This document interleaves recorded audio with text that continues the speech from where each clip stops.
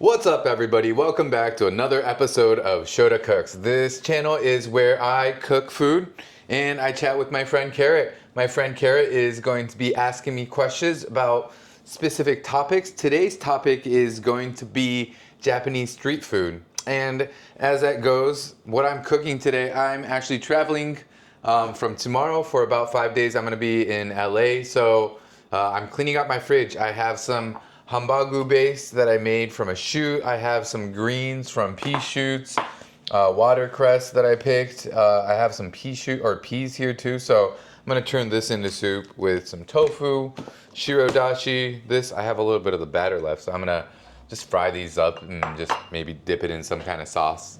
But anyways, welcome to my channel. Carrot, take it away. Thanks, Shota. That sounds like a delicious way to clean out your fridge before your trip. So let's jump into today's topic, Japanese street food. To start off, could you tell us a bit about the history of Yatai and how they became such an important part of Japanese culture? Yeah, the Japanese street food, the Yatai culture, really started in the 17th century, especially after World War II when people needed a quick meal, something to eat. And they served a lot of different street food there, and that was from Okonomiyaki, yakisoba, kushikatsu is a famous one, and also sushi. Sushi's another famous one that was a street food back in the day. And kind of diving into that, one fun fact about it is, when you walk into Japanese restaurants and you see the little noreng, is what it's called, the fabric piece that's by the doors. That used to be shorter, and you'll still see them at festivals or at street food stalls. But what it is where people used to wipe their hands. So the funny joke is it's kind of like that French chef hat. The longer your noren is, the finer dining you are. I love that fun fact. It's so interesting how these little details in the culture have such a rich history. Speaking of sushi as street food, could you share a bit more about how sushi evolved over time from being a quick, convenient bite to the more refined dining experience we know today?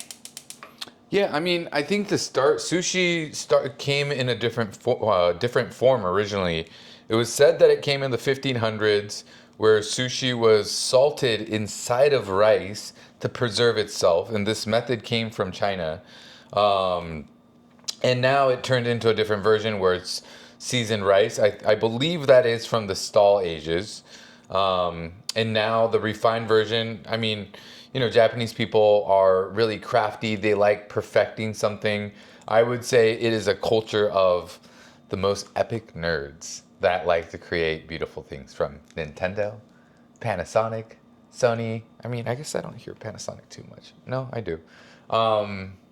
And food. Absolutely. That attention to detail and dedication to craft really shines through in the evolution of sushi.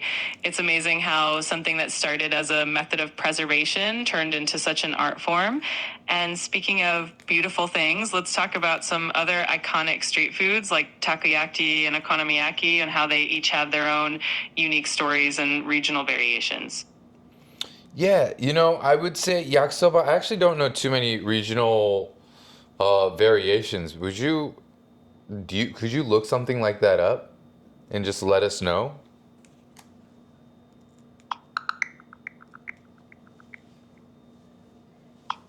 Certainly.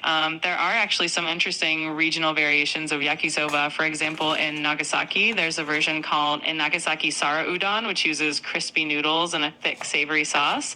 In Fujinomiya, the yakisoba is made with a special type of chewy noodle and often includes sardine powder for extra umami.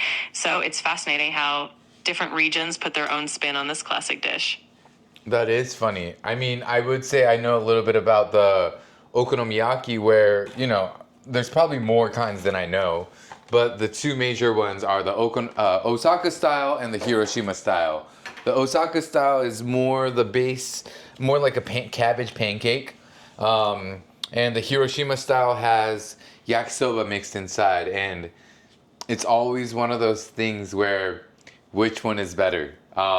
I don't think there's an answer. I mean, I think they're two different dishes. If I am going to say which one I like better, I think I'm gonna have to say the Osaka one just because I trained in Osaka, so being loyal to it. But I do love yakisoba. That's such a fun comparison, and I love that you have that loyalty to Osaka style. Both versions definitely have their own charm and flavors. And speaking of regional favorites, I think it's amazing how these street foods can tell a story about the place they come from. It really shows how food is such a big part of culture and tradition. I agree. What other questions do you have about street food? I'd love to know if you have a favorite memory or experience involving street food, maybe something from your travels or even something from your childhood in Japan. And also, is there a particular street food that you think everyone should try at least once? Man, I think the street food culture is so vast and there's so many different things that you can get. You just really have to experience it, right? Like you can go to a spot called Asakusa on your day off where they are known kind of for their old temple, but at the same time they have these street foods that they have more sweet street foods there, which is like ningyo-yaki, which is pretty much like a castella. Castella is a type of cake that is very popular in Japan that came from the Portuguese people. Also, there's a very interesting history behind Portuguese people and Japanese because a lot of Japanese food has Portuguese influence. That's a whole different episode. We should probably get into that. I like that idea. Let's write that down somewhere. I forgot where I was going with that. Does that make sense? It absolutely makes sense. The history and cultural fusion and Japanese cuisine is so fascinating, and I love that idea of diving into the Portuguese influence in another episode.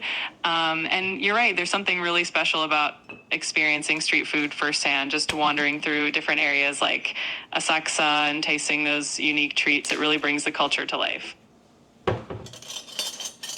I agree. What other questions do you have, friend?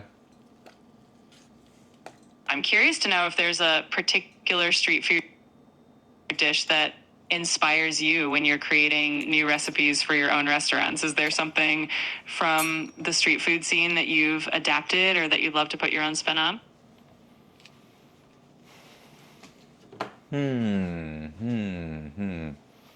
I mean, I love all street food. I would say okonomiyaki is something that I cook often. Even at food events, I'll cook okonomiyaki often.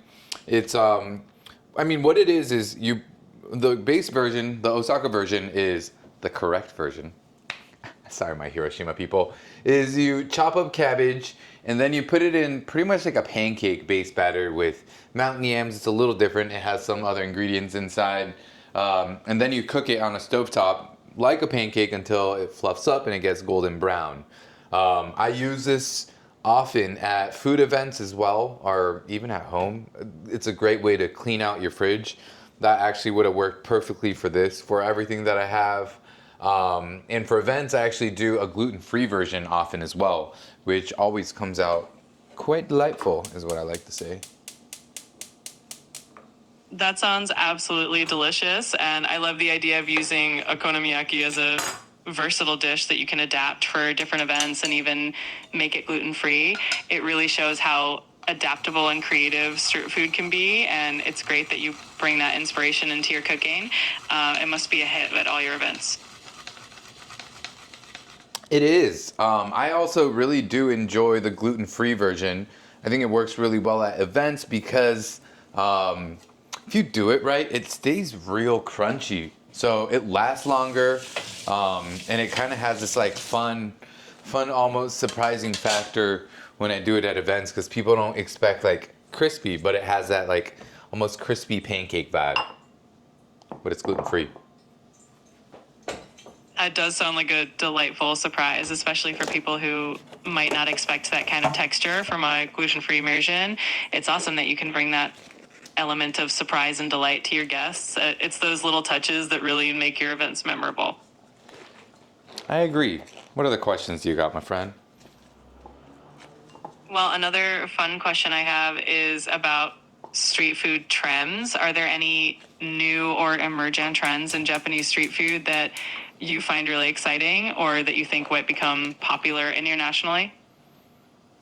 Man, I feel like there's always new street food popping, but you know what's been interesting recently is Mexican food. There's never been Mexican food in Japan. That's always something I wondered because, I grew up going to, excuse me, the authentic good old Chipotle often in high school. I mean, those burritos would last me forever. And remember going back to Japan and just there was no Mexican food anywhere, but all of a sudden in the last little bit, I'm starting to see Mexican restaurants, from street food, tacos to even fine dining Michelin star restaurants. That's so interesting to hear. It's amazing how different cuisines can start to influence each other and create these new food trends. It must be really exciting to see that fusion happening in Japan. And who knows, maybe we see some really unique Japanese Mexican fusion street food popping up in the future. That would be cool. Huh, a Mexican street food collab. What would that be? I mean, I feel like I've actually done elotes as like a street food event where it wasn't a basic elote. I actually breaded and fried the whole corn instead. So it's technically a katsu. And then I added some sauce on top of it. But I added like the cojita cheese, the chilies. I forgot what else I put on, but I added some stuff to kind of fujazz it back to Japanese. So it really is a fusion.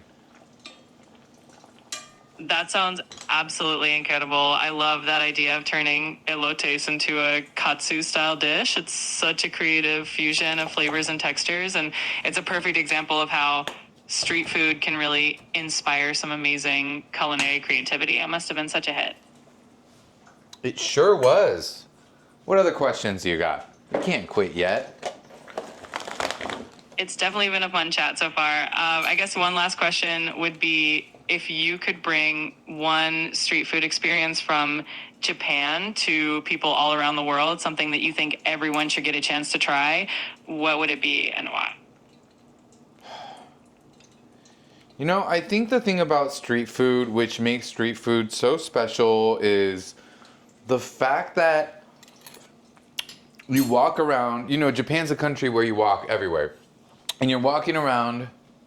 Getting coffee isn't to go get coffee a lot of times. It's where you go to sit to take a break to get out of the crowd of people.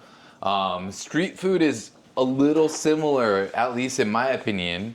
And what I mean by that is it's somewhere where you're walking with your friends or your family, or even like with your coworkers or something, and maybe you're drinking, maybe you're just out and about, but then someone gets hungry. Then you get a whiff of food, and you see all these food stalls that you can get something for 200, 300 yen, which is what honestly right now with the exchange rate, I mean, that's not like even $3, but you can get a little snack and walk around, and that's this like, it's such a fun experience to be able to go. And I think that's why I have a hard time saying which one's the spot to go to, because I think it's more the fact that experience, right? To be able to walk around and be able to enjoy it. That is street food. That's what makes street food street food. So if somehow you can bring that entire experience back, that's what I'd say that people need to try to get. I completely agree with you. It's really that whole experience of wandering around, discovering different stalls and sharing those little bites with friends and family that makes street food so special. It's not just about the food itself, but the memories and the atmosphere that come with it. Thanks so much for sharing all these amazing insights and stories. It's been such a fun conversation. Let's do one more question. Of course. One last question it is. If you could give one piece of advice to someone who's interested in exploring or even making their own Japanese street food at home, what would that advice be? What would that advice be? I think it really does depend on where you live, but I think there's options online as well. But if you have the option to go to an Asian grocery store that's nearby,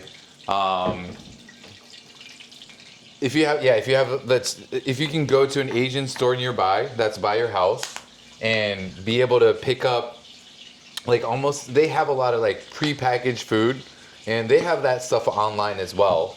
So being able to pick that up so you can try it with instructions, I think that is going to be one of the best ways to be able to learn and practice and get better kind of on your own. Just because, also I will say the one thing about it is Japanese instructions are amazing. They're incredible. They really break it down for you. They oftentimes have a little picture that goes with the instruction as well. So it's dummy proof for people like myself. So yeah, that would be my recommendation. And if you don't have one, I would say they should have some stuff online. If you don't, look up good brands like S&B, Ajinomoto. I'm sure you can find some products online. That's fantastic advice. It really does help to start with some of those prepackaged options and follow along with the instructions, especially when you're just getting into it. And it's great that those instructions are usually so clear and easy to follow. Thanks for sharing that tip, and I'm sure it'll inspire a lot of people to give it a try at home. Of course, it's my absolute pleasure. I think those were the questions for today, huh? Absolutely. That was such a fun conversation, and I really enjoyed diving into all these street food topics with you. Thanks for sharing all your insights and stories, and I can't wait to see what you cook up next. Thanks. Nice chatting with you. And for everyone watching, thank you for coming on another episode of ShotaCooks. Today, since I just finished cooking dinner, I'm going to share what I cooked today. That's Dodger right there. What's up, Dodger? Hi, buddy. I know. Anyways, leftover food. This is some hambagu meat patty. I had some batter that I had left over from a shoot too, so I just rolled it up, lightly fried it. That's just Kewpie and gochujang, a little tofu, extra green soup, and that's gonna be it. Anyways, let me know if there's any topics you want me to cover. Thanks for tuning in. Please like, comment, and subscribe. Until next time.